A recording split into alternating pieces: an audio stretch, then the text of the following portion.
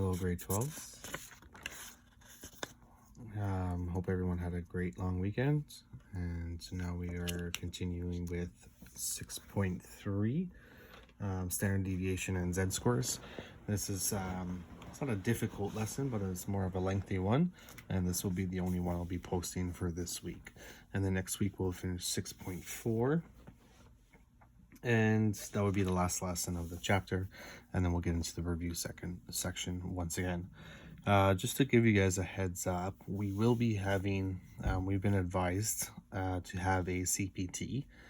So since there won't be any exams, we are asked for each of our classes to do a CPT. So we will be doing a CPT the second week of June. Obviously, it's not mandatory.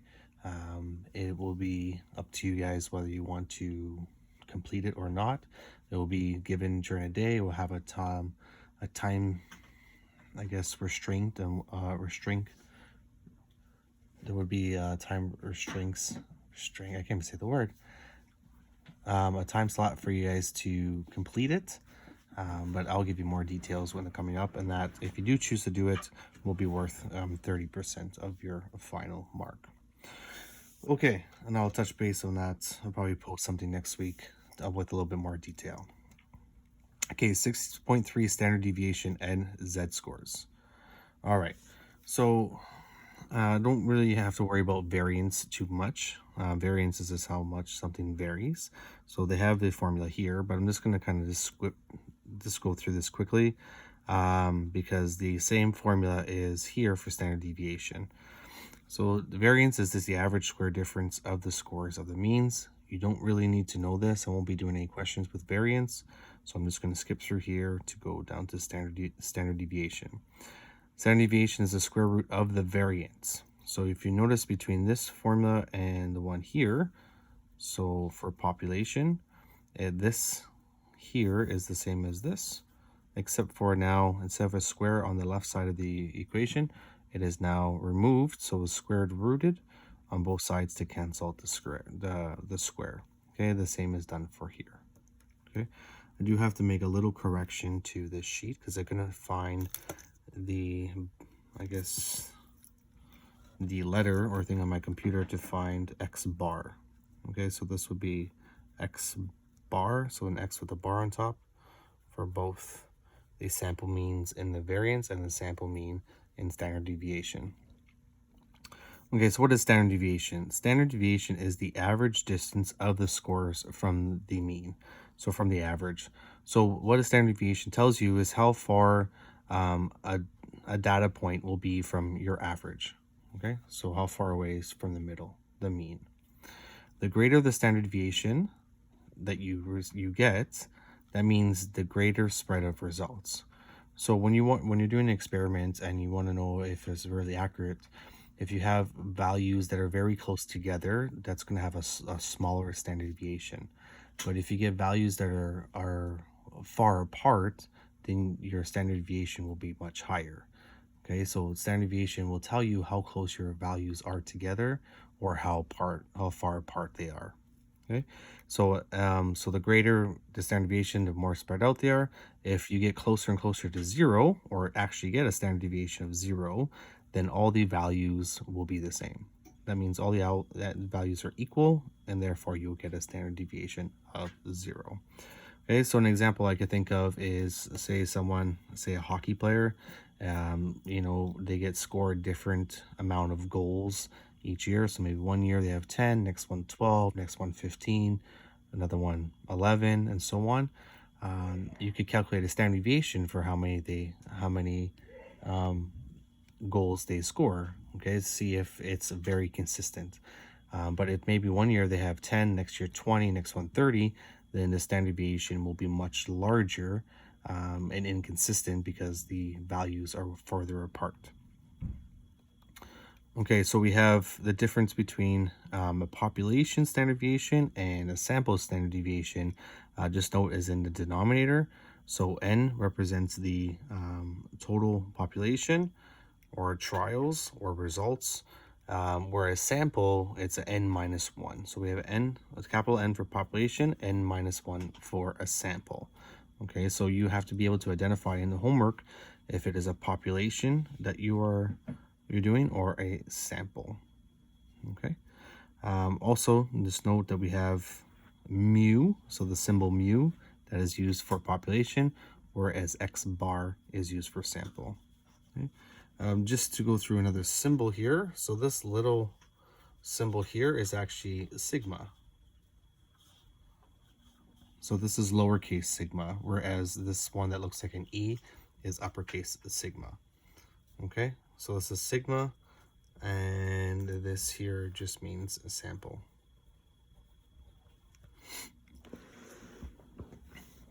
Okay, so it's like a sigma lowercase is kind of like a circle with a kind of like apostrophe on it. All right, and that's just a symbol we use for standard deviation. Okay, then we get to something called the Z-score. Okay, the Z-score tells us the number of standard deviations an observation is away from the mean. I'm going to repeat this a few times because it might not make much sense when you first hear it, but as we do it a few more times, then it'll make more sense. Chapter 7, which is obviously the next chapter, we deal with a ton on Z-scores. So we'll be talking about Z-scores a lot more in chapter 7, and chapter 7 is the most difficult chapter of the course. So Z-score, it tells you the number of standard deviations an observation is from the mean. Okay, so we have the formulas here. So Z-score, Z for Z-score is your value minus your average, your mean, divided by your standard deviation. Or if you have a sample, it is your value subtract x bar, which is your average, divided by your standard deviation. All right, so let's go through question number 1. The increases of sound volume from a TV program to the advertisements were measured in decimals during 1 hour during a 1 hour TV show. The results were as follows. Okay, so I don't know if you ever notice when you watch a TV show, when it switches to a commercial or an advertisement, the volume actually goes up on your TV. Okay, so maybe next time you're watching TV or when you listen to this, you'll actually notice if your commercial comes on, the volume actually increases and is obviously done purposely. Okay, so we're measuring the difference in the sound, which is decimal, on a 1 hour TV show. So here are the results in decimals below. I crossed off the last two over here just so I could fit it inside my chart that I've created. Okay, so I left a box here, and we're going to use this box to calculate our standard deviation. But before that, we want to find the mean first. So we want to find our average. Okay, so since we are doing all the advertisements in this TV show, then this will be a population. Okay, so it's not just a sample. If it was just one or two of the advertisements on this show, then it would be a sample, but we're using all of them. Okay, and then it also says population mean here as well. So our average, our population mean is mu. So we're adding up all the values together, and then we divide by how many there are.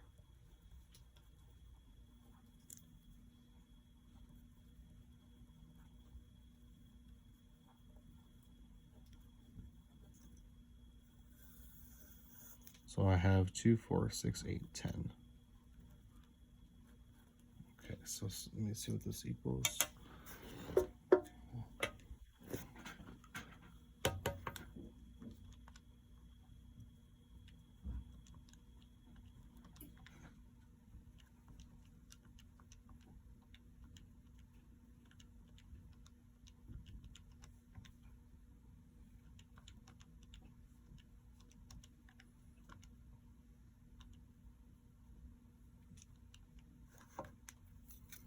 So we get an average or a mean of 1.92. Okay, I just want to double check it. to make sure I plugged it in correctly. 1.7, 1.4, 0.9, 1.7, 1.5, 2, 2.1, 2.8, 2.2. Oops, there is a mistake there. It's supposed to be a 1.8.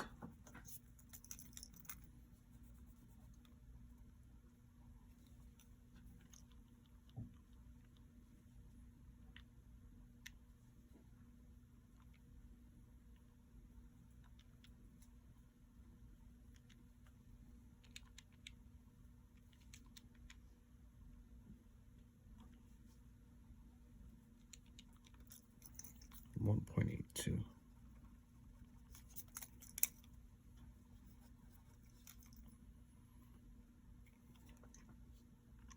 Okay, so we just calculate the average. So 1.82. Okay, the symbol is mu. Okay, so let's break down this formula here for standard deviation because it's a funny one. Okay, so we're going to square root all this information here. So what we have to do, so sigma represents a sum of. So we're doing the sum of each x value subtract the average. So we're going to take each x value, subtract the average, and then square it. Okay, each x value minus the average, square it, and then add them all together.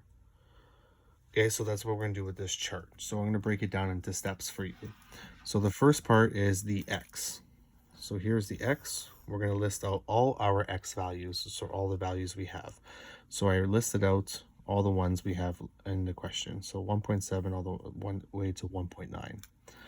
Okay, so the next part of that is to take the x values and subtract the average. So this part is now in the second row. So x minus the average. So we're taking each of these values and subtracting 1.82.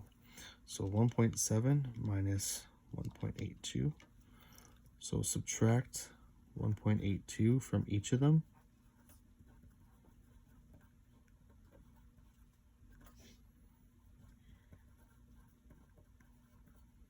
I'm not going to write for each one, so you get so subtracting 1.82 from each of them. So we get negative 0.12.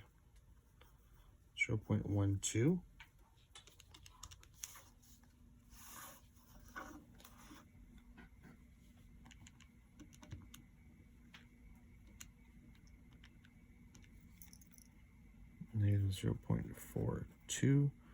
This being positive 0.08.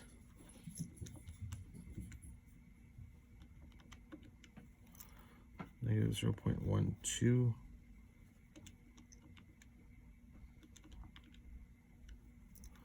Negative 0.32. This will be 0.18. 0.28. Negative 0.02.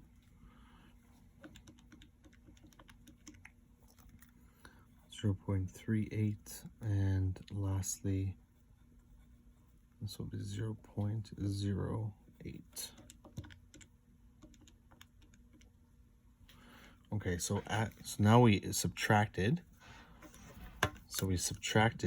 the average from each of the x values. So we did that. Let's put a line here. So that was this row, and now the next row is we are going to square each of the values, which is this part up here. So we're going to square each of these. Okay, so you should not have any negatives after you square it. So 0.0144, 0.1764,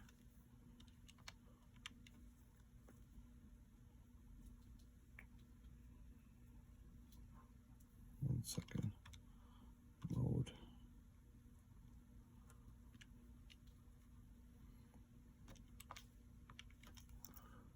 0.0064.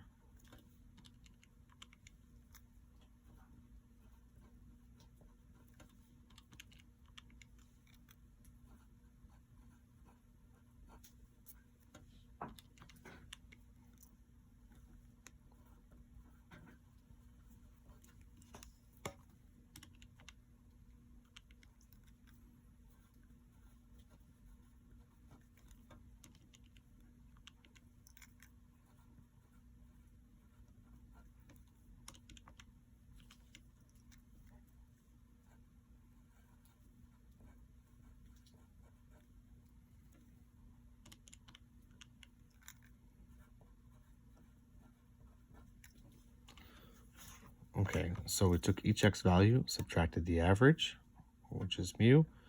Then we squared each of those values, so I have them here. So now the next part is the total, which is sigma. So now we are adding all of these values together, because that's what the formula tells us to do, add up all those together.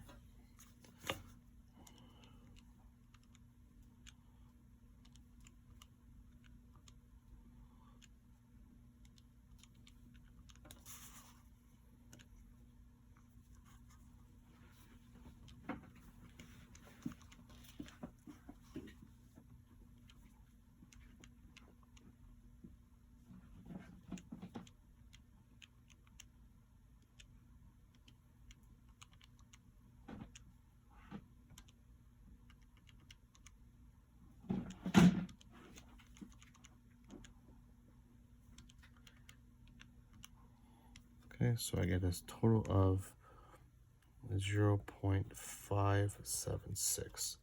Just going to try that one more time just to make sure I got them correct. It's very easy to make a mistake when doing standard deviation.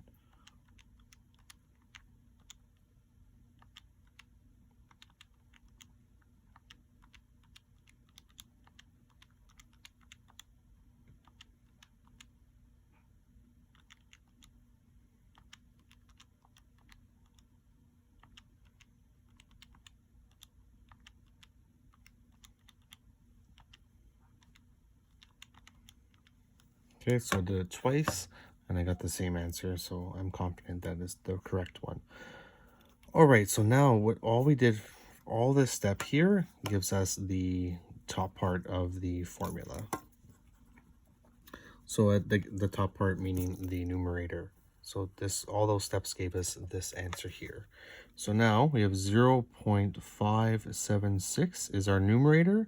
The n represents the number of results. So in this case, we have 10 results. So we're doing 0.576 divided by 10, and then we square root the answer. Okay, so sigma equals, so I'm going to do this in one step.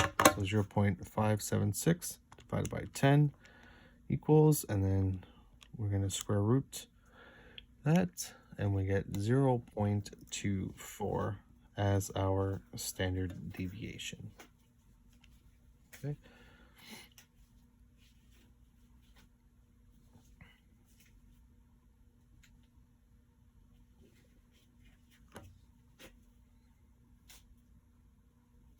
Okay, so what that means is, so we have our standard deviation of 0.24. So it means the average, so going back here, that is the average distance of the scores from the average. So the average distance of the scores from the mean.